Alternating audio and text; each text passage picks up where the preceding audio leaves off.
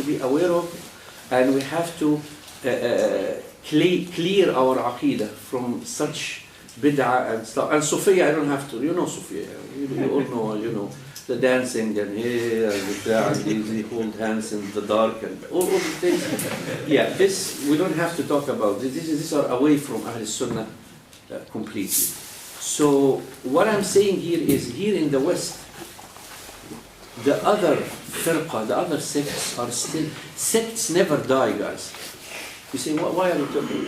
I wrote a book about Mu'tazila, and in the 1982, and in the book, the question I had in the beginning of the book, I said, people ask, why are you talking about this now? Mu'tazila, you're talking thousands of years now, maybe 1200 years. I say, no, you're naive. Sects never die because ideas never die. The labels change. You change label. They are not now Mu'tazila. They are now called the Central Institute of Islamic Thought. And you read their books, yeah? You read their books, and it's pure Mu'tazila idea. So they didn't die, they just changed it. They don't say Mu'tazila, you know? They call themselves another. What are we fooled? They're going to fool us by putting these labels. So ideas never die. They keep going under different labels. That's all. You know, you don't want to call them Mu'tazila, don't call them Mu'tazila. But this way of thinking, where they led them to refuse the acceptance of Sahih Hadith. Mu'tazila refused acceptance. They said that we don't care it's in Bukhari, we don't care it's in Muslim. One of their ways, and this is common between Mu'tazila, Murji'ah, Rawafid, Sufiya. This is a common features of the. If you read Al-I'tisam, Imam al-Shatibi, he gave common features of sects, and this one of these common features is that they all refuse to follow the Sahih Sunnah, and they always depend on Da'if. They come to Sahih, you say, no, we don't care it's in Bukhari. It doesn't make sense here. What does it mean that, like Hadith al-Zubab, if a fly came to your drink and you do, they say, what is this? This is unacceptable. Yeah, but this is Sahih al-Bukhari, and look who reported it from Rasulullah. The best chain to al-Bukhari, say, no, we don't care. So they have this kind of, and they say this is aqlaniyah, this is being sane, this is sanity. They say we do sanity checks on hadith, and they refuse what they call insanity. You say sanity for who? For you, it's not sanity for me. I can refuse some other hadith then. So everyone has his own sanity and follow. This is a chaos. It's not a deen then. So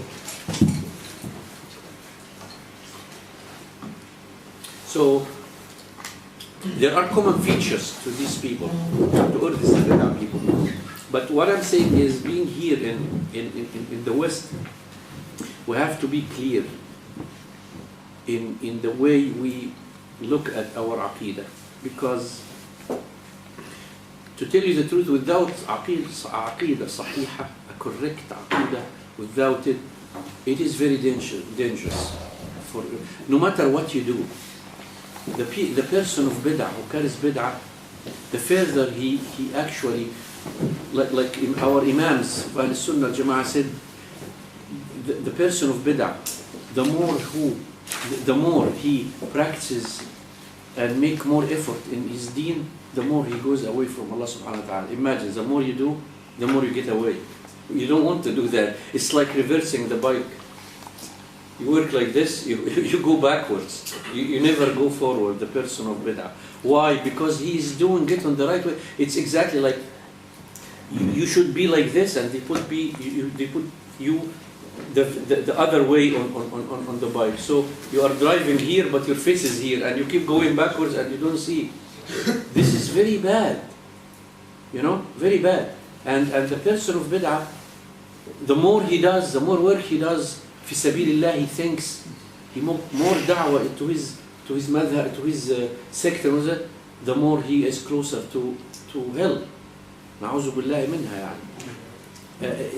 it's terrible to have this kind of bid'ah. So we have to try to correct our aqidah and look at it in a different way. This doesn't mean that we spend all our time fighting between each other. Because people take this talk and say, oh, then I have to find the people. No, what we do is that we know our aqidah very well, we understand it, we ask people, we tell people about the Sahih al-Aqidah and how they get rid of this and that, but don't forever forget to give the proper time for yourself to learn. Because we actually forget that we are ignorant. we need to learn. We are all born in ignorance, right? We need to learn. إنما العلم بالتعلم. Rasulullah said, knowledge is by gaining knowledge. It's not built into you. So we know a couple of things, and we hold it in our hands, and they are okay and good, and just go fight these people and have, arguments, and we whistle, and oh, you heard what this guy said there, oh, in this message you said this guy said there, and in this message and there, and you go like, what's going on? What's happening around me?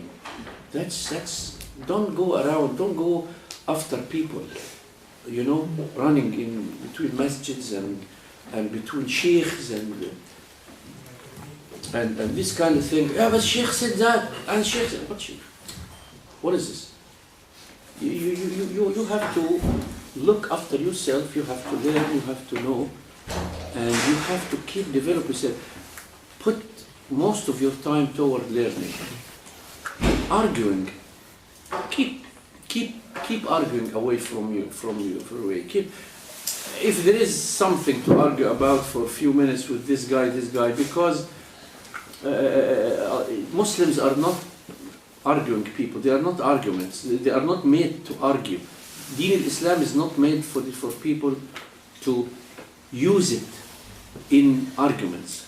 Islam is made to live in a certain way. That's what it is, to live in a certain way.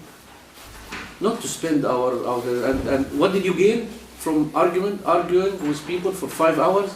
Nothing. Heartburn, losing time, a few swear in the middle. That's what happens, even by heart. What did you gain? Nothing. You didn't get anything. So I advise you to pay attention, know how deep the ocean of knowledge is first. It's so deep. You have a lot of knowledge to learn, guys. So deep. We didn't even test the water just in front of us, 2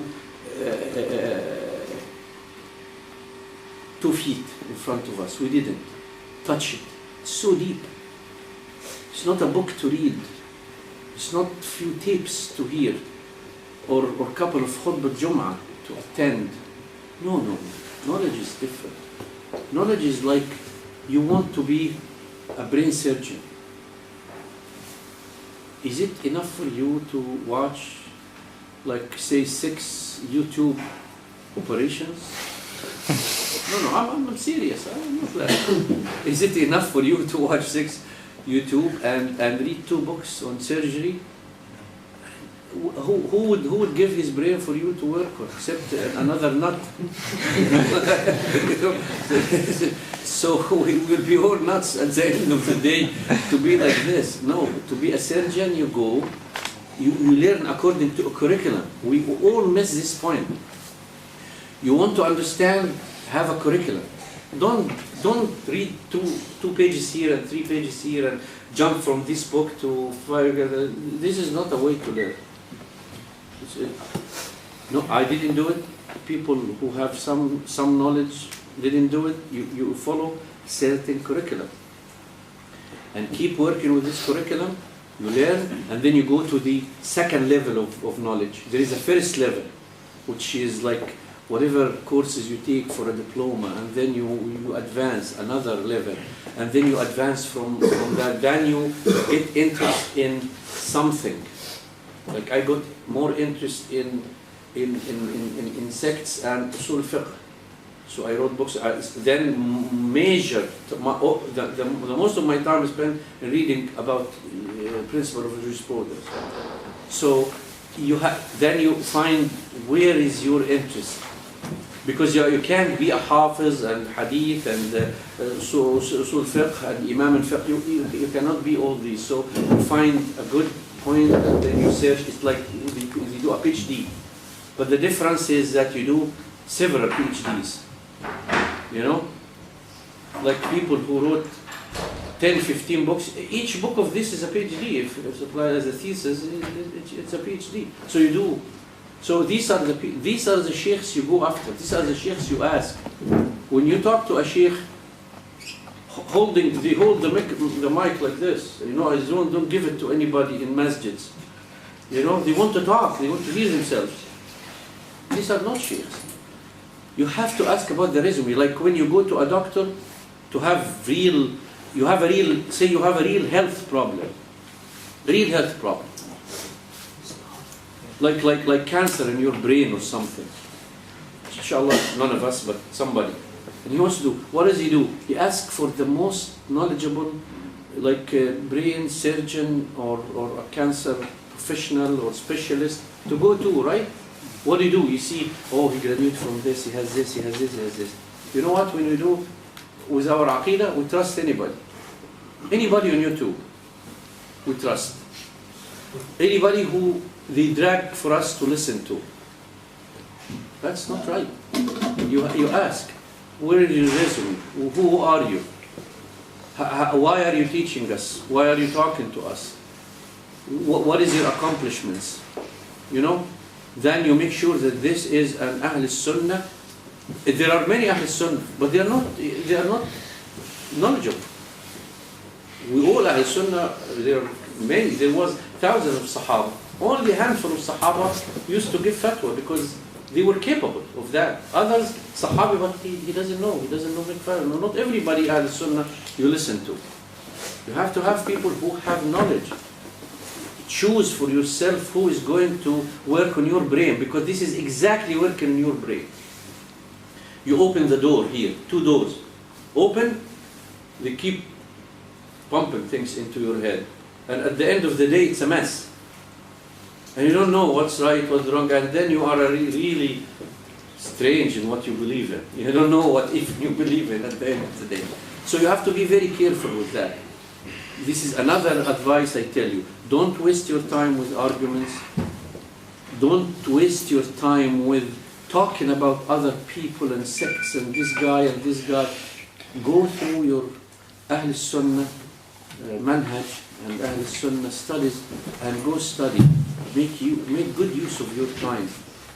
And be very careful of choosing who you talk to, who you listen to, and who you read to, and why the guy is on to YouTube, and what is his qualifications. You know, I have never seen a real Imam of Ahl Sunnah who doesn't have even one book written. Have you ever seen a professor in universities that doesn't have a book? Even one of them. People, I'm just asking a question. Do you know any? So how come you go to a guy who is teaching and jilbab and stuff and you ask him what book I didn't write a book. So it's all tape? You are a tape professor? What is this? That's terrible. You know, material. You have to produce. If you have knowledge, you produce material. That's a given thing. So let's respect our deen and take it from the right source. I think I'm going to stop at that, because if I keep going, I take you a couple of days. And then, so I don't want to do that. So if you have questions, inshallah, we can proceed. Okay, inshallah.